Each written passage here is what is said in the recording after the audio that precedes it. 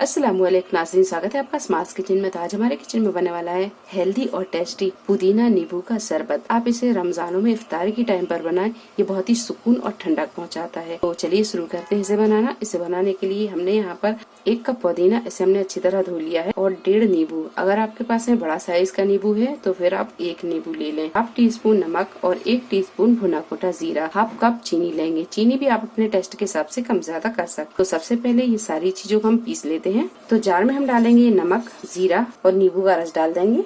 अगर इसमें नींबू के बीज चले गए हैं तो आप इसको हटा लें। अब इसमें हम डालेंगे ये चीनी, इसे हम पीस लेंगे। तो पुदीना नींबू को हमने पीस लिया है, इसमें हमने थोड़ा सा पानी भी डाला और पानी, तो इसे हम छान लेते हैं। अब इसमें डालेंगे आइस क्यूब और 3 से 4 गिलास इसमें पानी डाल देंगे। तो इसे मिक्स कर लेंगे। नींबू और पुदीने का शरबत बनकर तैयार है। अब इसे हम सर्व कर लेंगे।